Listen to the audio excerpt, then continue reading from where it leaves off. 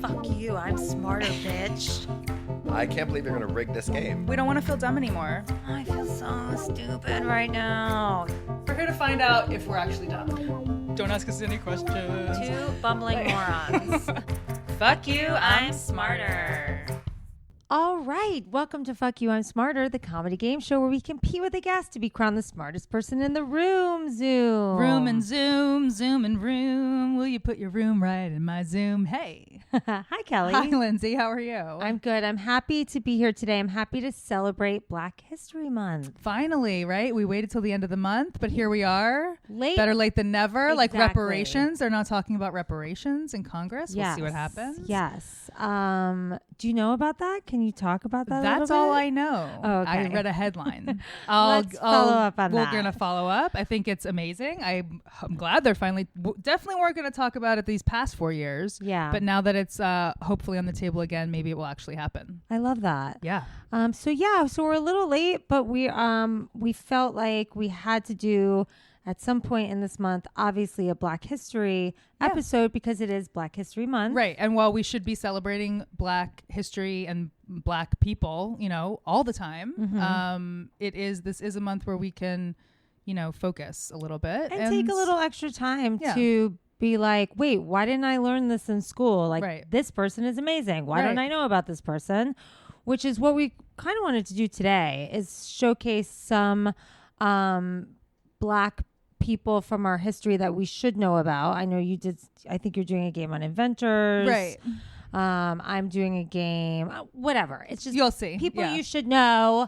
Also, our episode with Ashley, I feel like we did a deep dive too. Ashley Vega. I think that's Ashley Thurman Vega. Did yeah, we I say think her that's whole name? I don't remember. I don't remember.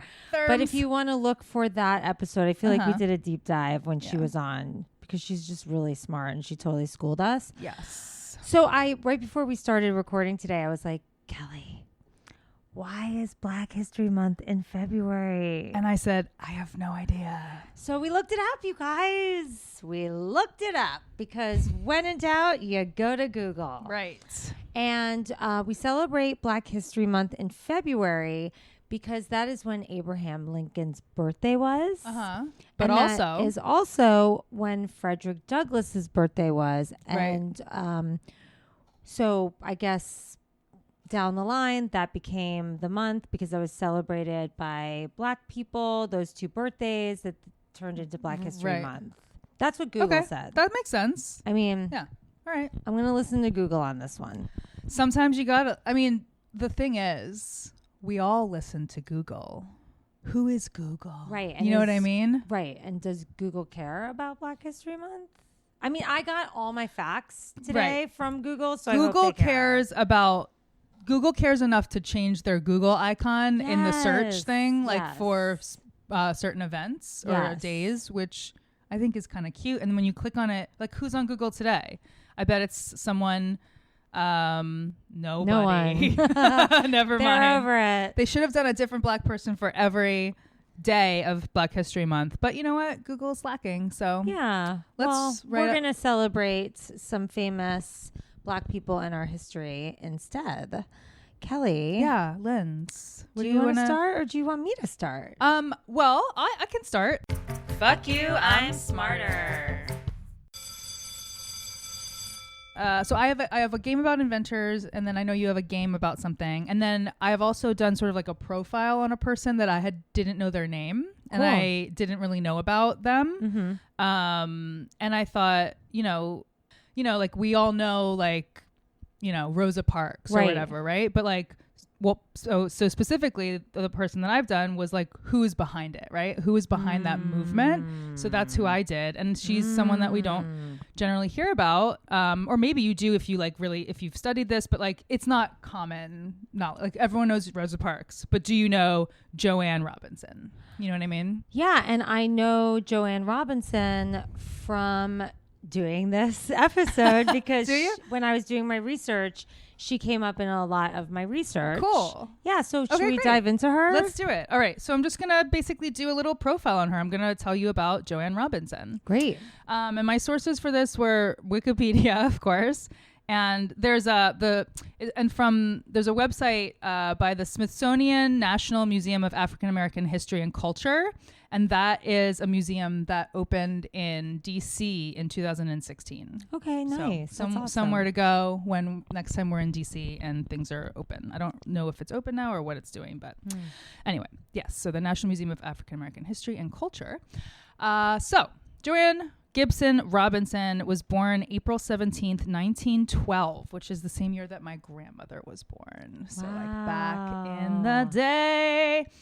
So she was an activist during the Civil Rights Movement, and she was an educator in Montgomery, Alabama. She was born Joanne Gibson in Culloden, or near Culloden, Georgia. And she was the youngest of 12 children. Her parents were Owen Boston and Dolly Webb Gibson, who owned a farm. Her father died when she was only 6, and after her father's death, she, her mother, and her 11 siblings moved to Macon, Georgia. Macon, Georgia. Yeah, you've been there. I've been to Georgia. Macon. I've just like driven through Macon. Yeah. Yeah, on my road trips from Florida to Georgia. Right. Mm-hmm. And she was really smart. She excelled in school. She earned valedictorian. She was valedictorian. We can't say that about ourselves. No, Certainly not. Nope. Many of our guests can. Yes. But it doesn't really count. She was a real valedictorian at her high school. She became the first person in her family to graduate from college, and she attended Fort Valley State College. So she became a teacher, and she taught in Macon in the public school system for 5 years while earning a master's degree from Atlanta University. She pursued English studies at Columbia University in New York. And then she moved to Montgomery in 1949 to teach at Alabama State. In Montgomery, she became active in the Women's Political Council, the WPC, which was a local civic organization for African American professional women that was dedicated to fostering women's involvement in civic affairs, increasing voter registration in the city's Black community, and aiding women who were victims of rape and assault. So the Women's Political Council was super cool. I'm really glad we're talking about this because I feel like now in our lifetime or in the last, 20 years, we're talking about women like Stacey Abrams. Exactly. And there's Instagram and all Right. these ways that we can And like they had to spread like the word. make flyers and they had to Yeah. it was super Yes. like real. It was grassroots when Grassroots. Yeah. So soon after arriving in Montgomery, Robinson was verbally attacked by a public bus driver for sitting in the whites only section of the bus. The whites only section was empty at the time. Out of fear that the incident would escalate and that the driver would go from verbal to physical abuse, Robinson left the bus. Her response to the incident was to attempt to start a protest boycott against bus segregation in Alabama. However, when she approached fellow WPC members with her story and proposal, she was told that it was just a fact of life in Montgomery. In late 1950s, she became president of the WPC, and then she helped focus the group's efforts on bus abuses. So she was like, doesn't have to be a fact of life, does it? Yeah. Right. The WPC repeatedly complained to the Montgomery city leaders about unfair seating practices and abusive driver conduct. But the group's concerns were dismissed, not surprisingly, leading Robinson to begin laying plans for a bus boycott by the city's African-American community. So then, on Thursday, December 1st, 1955, Rosa Parks was arrested for refusing to move from her seat in the Black area of the bus. They wanted a white person was standing, so they're like, "You have to get up." Dude, I'm sitting here. Yeah. I'm just sitting here. I'm just sitting here Like, in this leave me place that you alone. make me sit. Right. Parks, who was also a civil rights organizer, had intended to instigate a reaction from white citizens and authorities.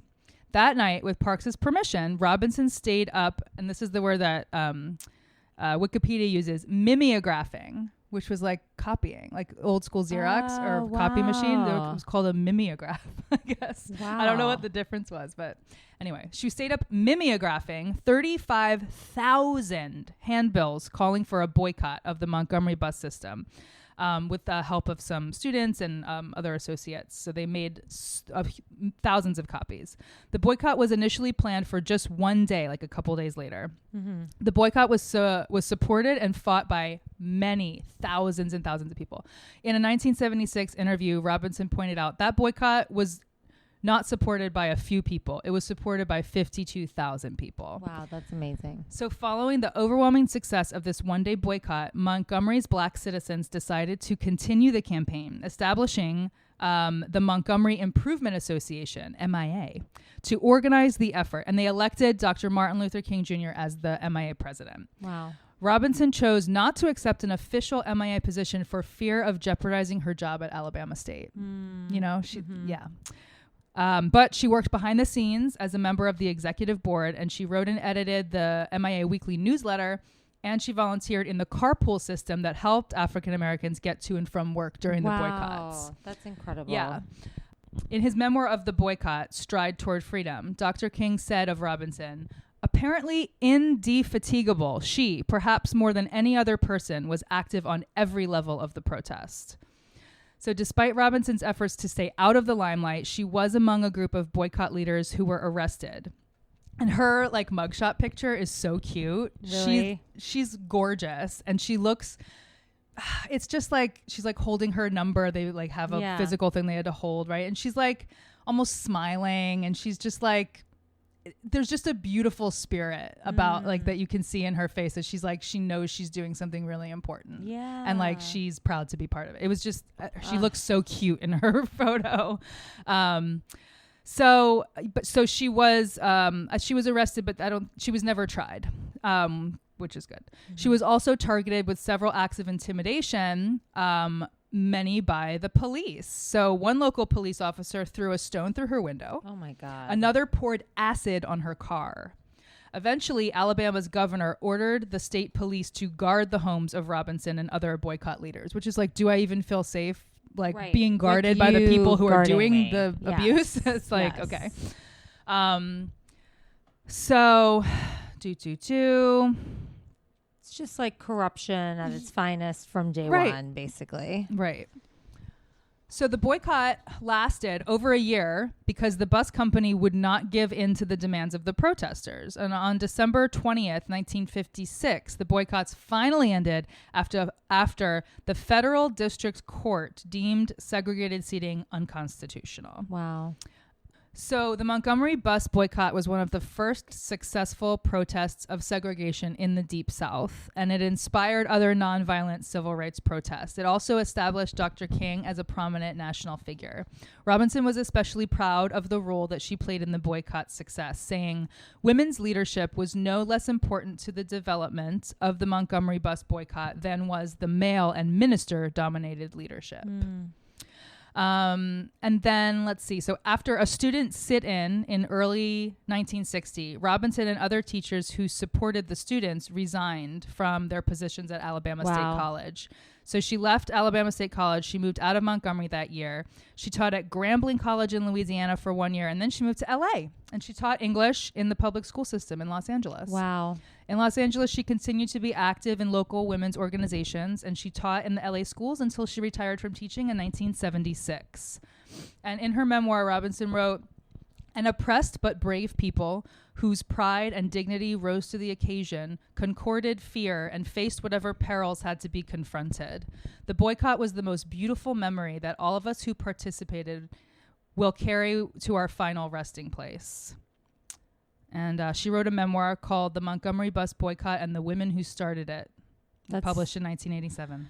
It's so beautiful, and it just reminds you when you hear people say things like, oh, the protests and all those people without their masks and it's like, this is the change. Bigger. Like her boycott like created like massive change during that time. Exactly. It was like the impetus, and like if people just were like, okay, that's what we're gonna do, I guess. Like people are so ignorant. I mean, we need to be allies during these. I mean, I wish we knew more about what white people were doing during that time as well.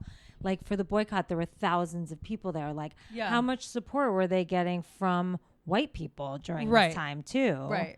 Because at that time, probably really afraid to help them and stand up, you know? Absolutely. Wow. She sounds amazing. Yeah. So that's Joanne Robinson. Well, while we're talking about fantastic women, I would love to talk about Daisy Bates. Ooh. Do you know who Daisy Bates I is? don't. Well, I love her name. I wrote you a little quiz about Daisy Bates. Oh, we're doing a quiz. We're going to do a quiz. Okay. I promised Kelly I wouldn't make her look stupid during this episode. I just don't remember anyone's name. No, That's I my know. whole thing. I know. And honestly, like, I don't know a lot about Black History Month. Right. No, and sure. I probably will sound like a total idiot during this. But this is what we're doing. We're learning. We're right? learning. We're learning together. I'm And like I said, trying like to telling, learn. like saying people's names over and over makes you remember them. And honestly, And learning about them and like identifying with them. I've said this on the podcast before. Like, history was my worst subject ever, and I don't know anything about anything. So really, my ignorance is just all over the place. It's not just about this one subject. Okay. All right, so let's talk about Daisy Bates. Okay. So, Daisy Bates, she was born in 1914 and she died in 1999.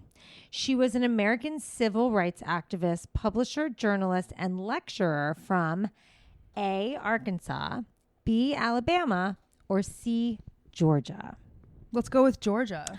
That is incorrect. She was actually from Arkansas. Okay. And we're going to get into what she did in Arkansas and for Arkansas.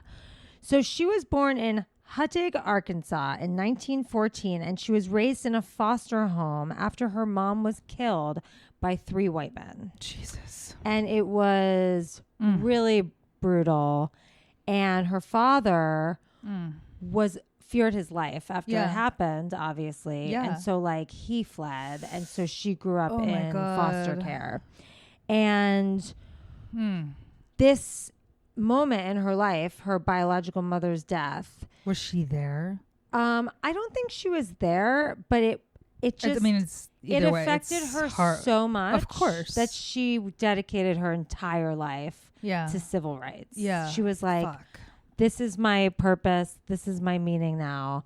And so at a very, very, very early age, she dedicated her life to ending racial injustice.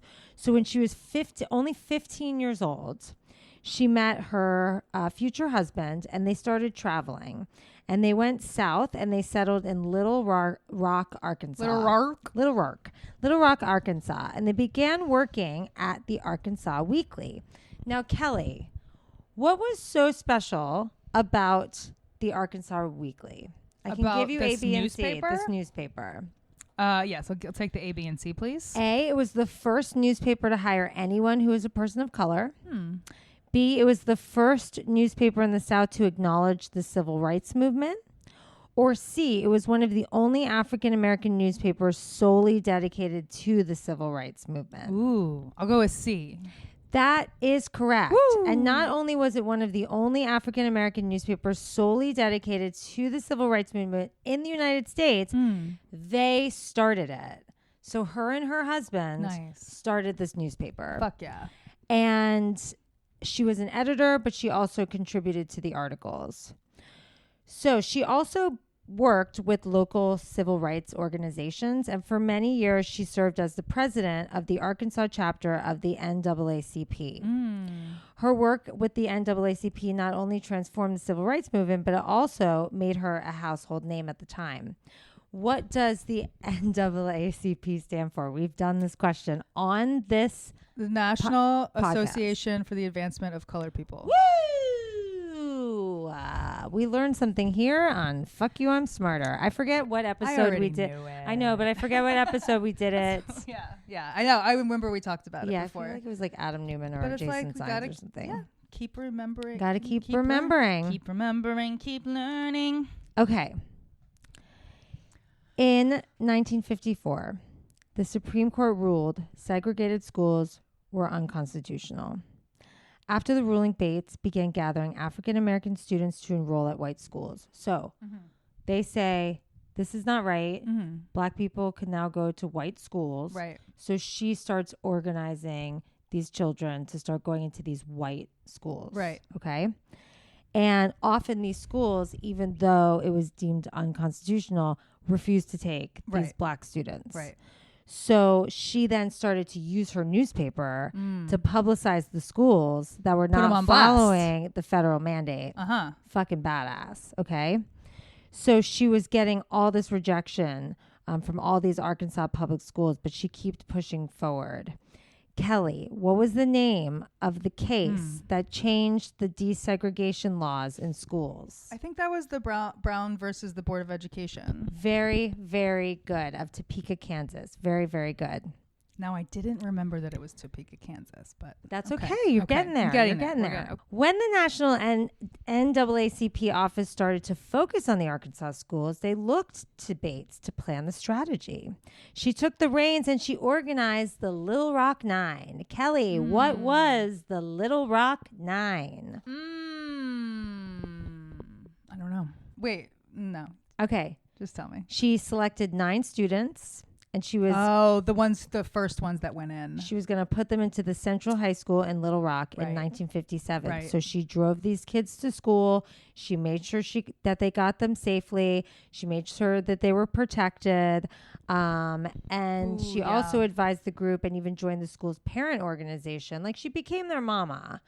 And the whole crisis with the Little Rock Nine was called the Little Rock Integration Crisis of 1957.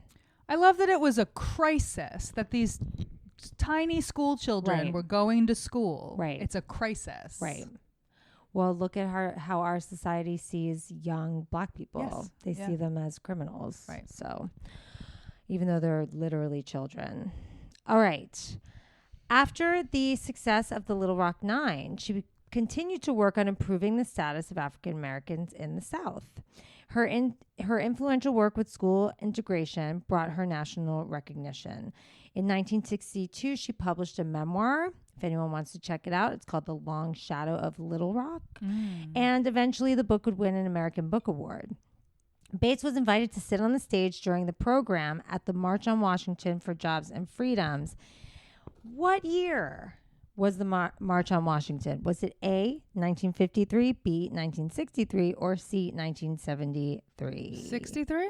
That is correct. I think when she got there, like, they let her speak, too, on the March on Washington. That was it. I thought I had more questions, but that was that was my information about Miss Daisy Bates. Daisy Bates. Wow, she was hugely instrumental in the civil rights movement as well. Amazing. Okay, so I just have a quick little game about Black inventors. Like, we've all heard of Thomas Edison and I don't know, who are the other ones? Whoever. The famous ones. Can't think of anyone else. Right. Okay. So we've all heard of those guys. I told you I'm ignorant all around. Right. Okay. It's not just about Black history. It's about history. Literally everything. Everything.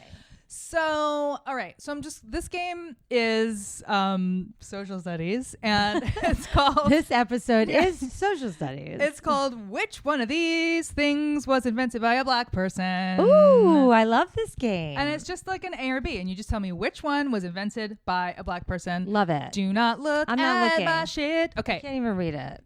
A, the photophone, which is a device that enabled sound to be transmitted on a beam of light. Or B, the fiber optic cable. Ooh. I'm going to go with the fiber optic cable. That is correct. Wow. Dr. Shirley Jackson is an American physicist who received her PhD from the Massachusetts Institute of Technology, aka MIT, in 1973. She was the first African-American woman to earn a doctorate in nuclear physics at MIT. In addition to her lengthy list of academic achievements, she has an impressive number of inventions under her belt. So her experiments with theoretical physics paved the way for numerous developments in the telecommunications space, including the touch-tone telephone, the portable fax, caller ID, call waiting, and the fiber optic cable. Wow. And she's still going, baby. That's cool, right? Incredible. Yeah. Dr. Shirley Jackson.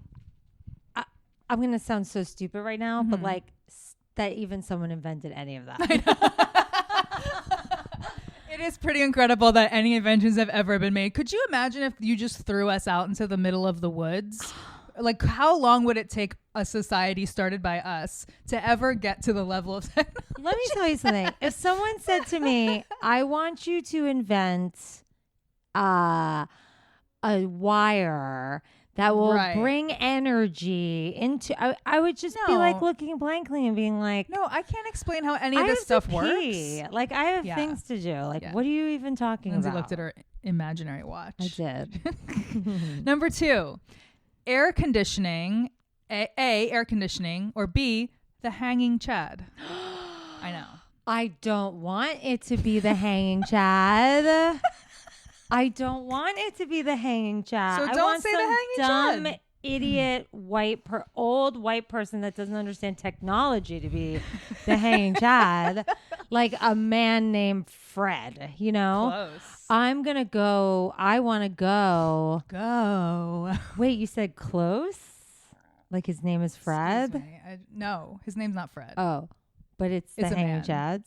Well, Is it? they're the- both men, so it doesn't give anything Oh, away. Okay. One is the hanging Chad, and one is air conditioning. They're both men I'm which one was gonna black go person? with air conditioning. And you're correct. yes. Great. So I'll tell you about the hanging Chad in a second, but Thank you for whoever invented Yeah. air conditioning. his name is Louis Latimer. Love him. He was born in Chelsea, Massachusetts on September 4th, 1848. His parents were George and Rebecca Latimer, who had both escaped from slavery in Virginia in 1842. George Latimer, the father, was captured again by his captor, who was determined to take him back to Virginia. But his situation gained great notoriety, even reaching the Massachusetts Supreme Court, and eventually he was purchased by abolition supporters who set him free. Wow. I know. So this guy Lewis, who invented air conditioning, he was like genius. He was an inventor. He was an engineer. Like he was incredible. He served in the U.S. Navy for the Union during the Civil War and received an honorable discharge on July 3rd, 1865. So I just want to point out that he was serving in the Navy. He was done with the Navy, already discharged in 1865, 6 months before the actual 13th Amendment of the Constitution was ratified in December of that year that finally made slavery illegal nationwide. So just unbelievable. to put that in perspective. When you think you have too many things to do because you have to like do your laundry and like finish like your writing job, like fuck you. Yeah. Wow. Yeah, wild. And so amazing. So he got real big, okay? He collaborated with science greats such as Hiram Maxim and Thomas Edison. Latimer devised a way of, he made the, the electric lights better and made it cheaper and more widely distributed. Like he was the one working with Thomas Edison, like made and then took it further than him. Like he made it better, and he found a way to like encase the filament within a cardboard envelope, which prevented the carbon from breaking down. Longer lasting bulb, hence made the bulbs less expensive, more efficient. This enabled electric lighting to be installed within homes and throughout streets. So he was the one who made that happen. Then he invented the basic the original air conditioning. He did all freaking kinds of shit. He was involved in the patent for like the telephone and like Incredible. all kinds of stuff. So yeah, he was fucking awesome, Louis Latimer. So the guy who invented, we'll just talk about him briefly, the hanging Chad guy, that was a white dude, Herman Hollerith. I think he was German or something. But German-American. He invented punch card tabulation, the punch card tabulation machine system for statistical computation. It was used for like the taking the census. It would take them like 3 years to count the census. You know what I mean? Wow, yes. And his machines were used for the 1890 census and accomplished in 1 year what would have taken nearly 10 years of hand tabulating. His company eventually became part of IBM in 1924. Look, so that's interesting. I'm proud of him, but Sure, there was he's not one our focus. One problem with this. He created the hanging Chad. Also, his name should have been Chad, or they should have Right. called the hanging Chads. What's his name? Herman. The hanging Herman. Whoa, we're rebranding it. The hanging Hermans. You heard it here first, kids. Number 3, Lindsay, which invention was invented by a black person? Was it A, the first home security system, or B, the tinfoil phonograph? What is a tinfoil phonograph? I'm not really sure.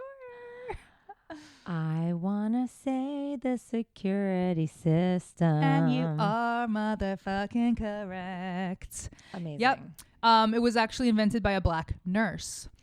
Marie Van Britten Brown was a full-time nurse, but she recognized the security threats to her home and devised a system that would alert her of strangers at her door and contact relevant authorities as quickly as possible. Her original invention consisted of peepholes, a camera, monitors, and a two-way microphone. The finishing touch was an alarm button that, when pressed, would immediately contact the police. Her patent laid the groundwork for the modern closed-circuit television system that is widely used for surveillance, home security systems, push-button alarm triggers, crime prevention, and traffic monitoring. This is a nurse. Who has a second job as a fucking genius inventor. Christ. We have more time for things than we. This was. I just want to see.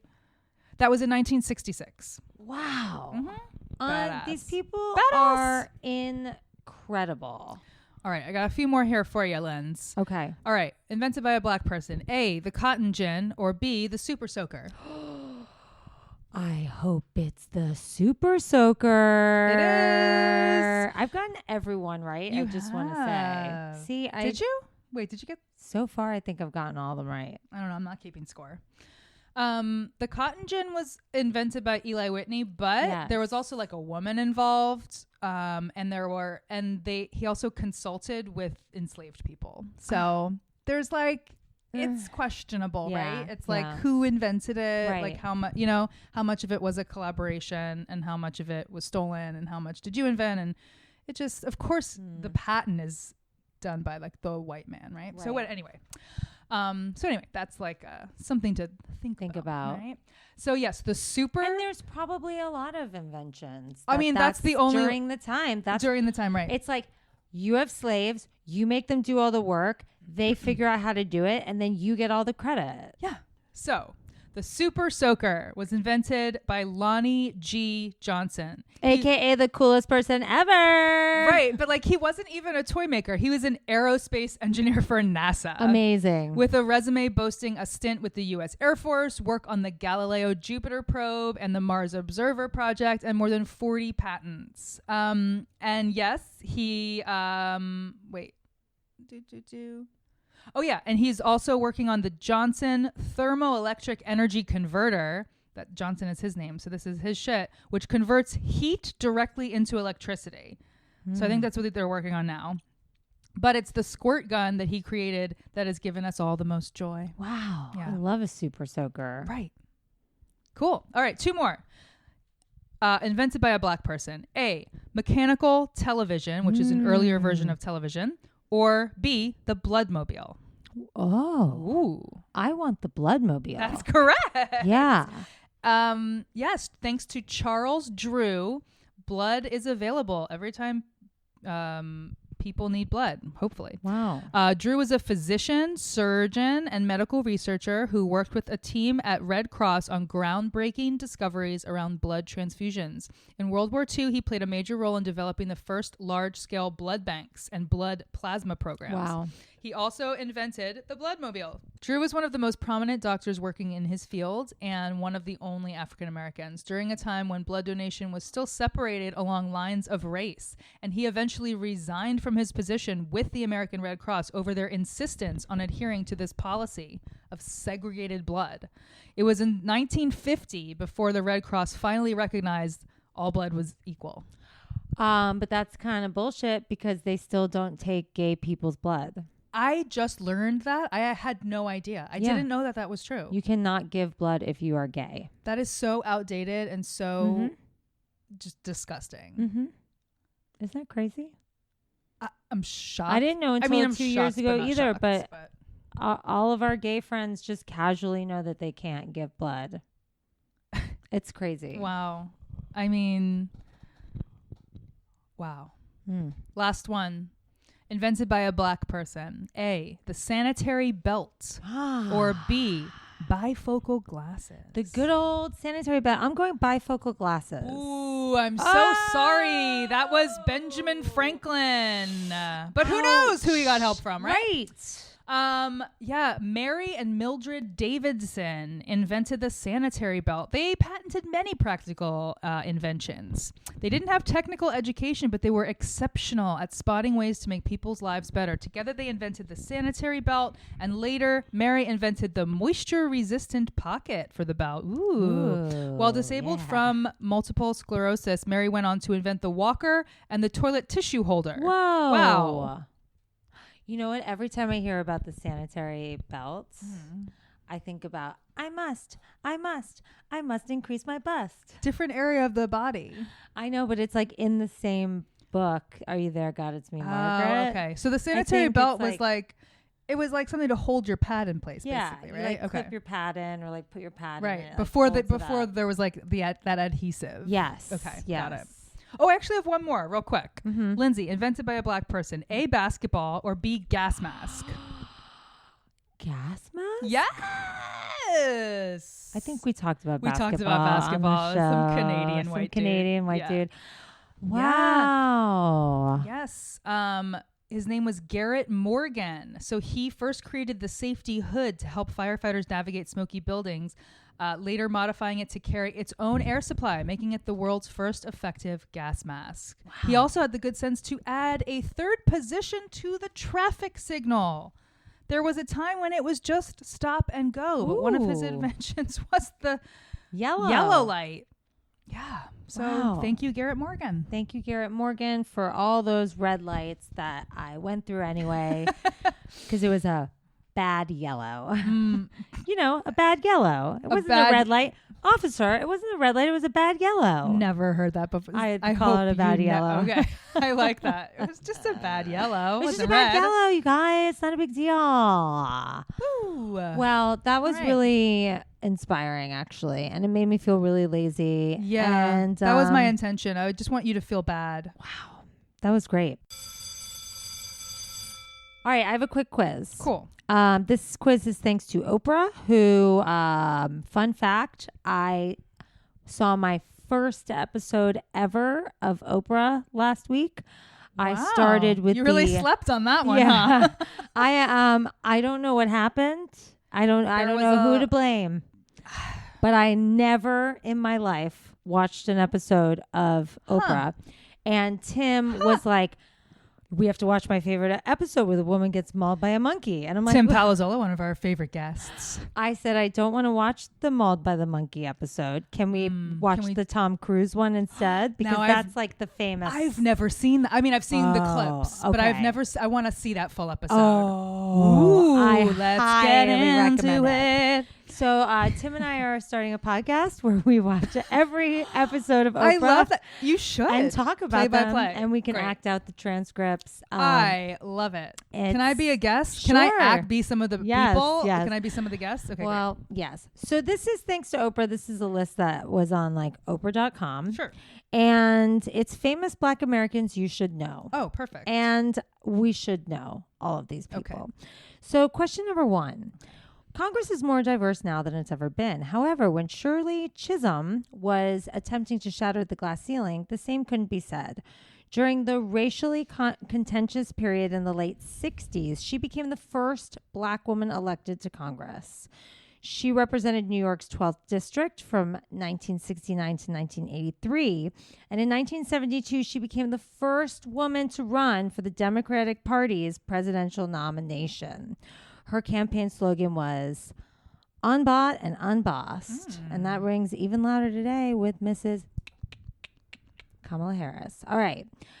345 women have served as U.S. representatives. How many of these women have been women of color? A, 25. Is this Black women or more broadly women of color? Black women. Okay.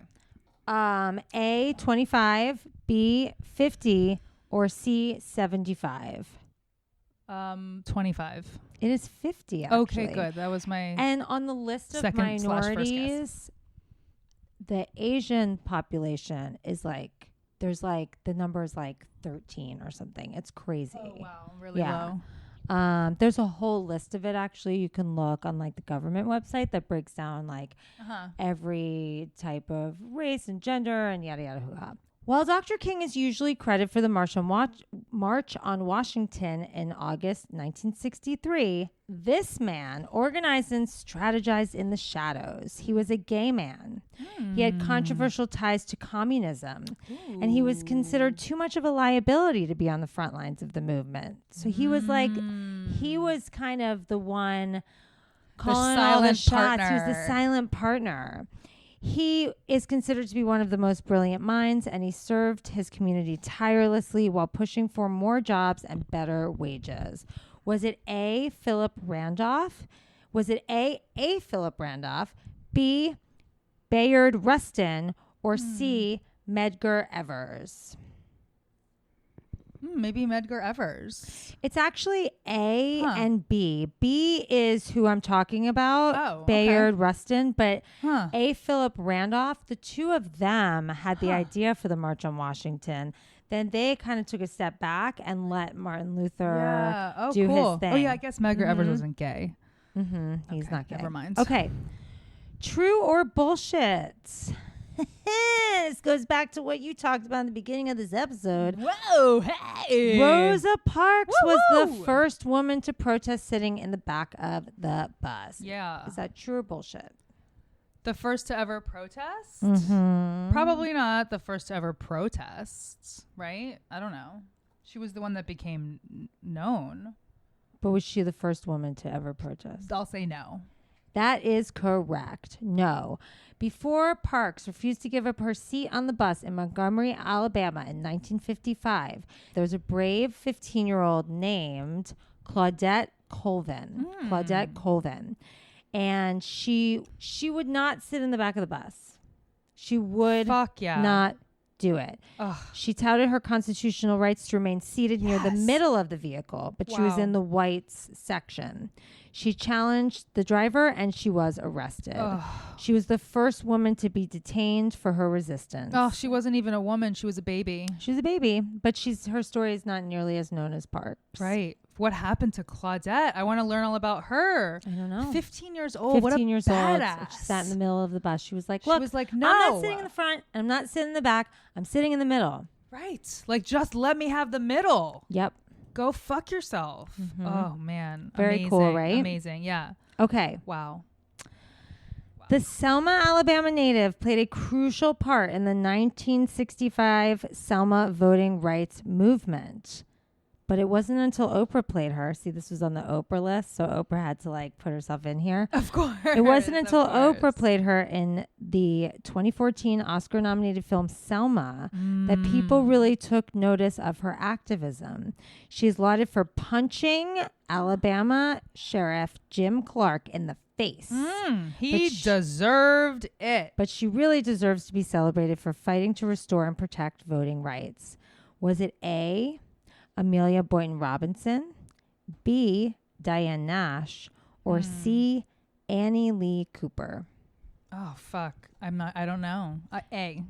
It's Annie Lee Cooper. I was wrong. I never saw Selma. I didn't either. We're assholes. We need to see it. I know. We need to see it.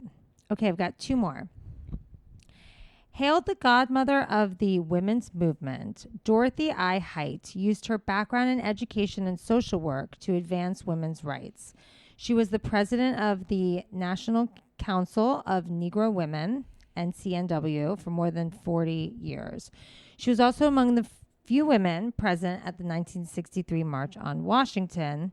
And she was also the leader in A, the Young Women's Christian Association, or the YWCA, B, the National Organization for Women, or C, the National Women's Party, which didn't you talk about that? Or you talked about the council? Never mind. What do you think? First one. That's correct. And it doesn't really matter. I just wanted you to know about Dorothy Height because she was the godmother of the women's movement. I didn't even know that. Amazing. Thank you. Dorothy Height. All right. Last one. We're going to talk about a woman named Bessie Coleman. Bessie Coleman, 1892 to 1926. Despite being the first Black blank in the world, Coleman wasn't recognized as such until her death. She even helped pave the way for groups like the Tuskegee Airmen, the Blackbirds, and the Flying Hobos. What do you think she was? The first The black. first black blank.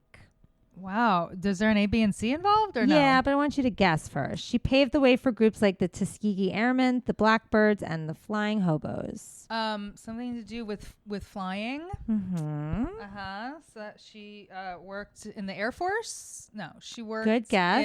In the Do you think she was transportation? Do you think she was the first black licensed pilot, or do you think Oh. she was the first black firefighter? Ooh, I would say licensed pilot. Yes, she was the Ooh. first black licensed pilot. And she was a woman. Yes. So Fuck yeah. though history has favored Amelia Earhart or the Wright brothers, Right. Coleman, who went to flight school in France in 1919, Wow. paved the way for a new generation of diverse flyers like the Tuskegee Airmen, Blackbirds, and the Flying Hobos. Fuck yeah. Isn't that amazing? Yeah. A woman, a black woman, Yeah. first, amazing. First black pilot. I love it. That's so cool. All right. So that was Oprah's People You Should Know. Great. Thanks, Oprah. It's actually a really great list. There's about 30 people on the list, and I Yeah. highly recommend you look it up because it's really informative. Sweet. All right. All right, Linz. Well, listen, that was nice. that was our Black History episode. Obviously, that's just the tip of the iceberg. Black History Month is just history of our country, and we should know about all of these people, Yeah. inventors, politicians, activists, people. and that's why we're here. We're trying to be smarter and more educated on all subjects, and Yeah. this is one that I know I truly lack, history in general and Yeah. Black history. So Well, thank you we're learning for together. yeah, Thanks giving for us the listening. opportunity to talk your faces off. Hope you learned something. Hope you had a little fun. And We'll see you next See you on week. the flip side. Don't forget babies. to rate, review, subscribe, tell your friends. Hit us up on Instagram at Kelly and Hey. Lindsay. We At love Kelly you. and Lindsay.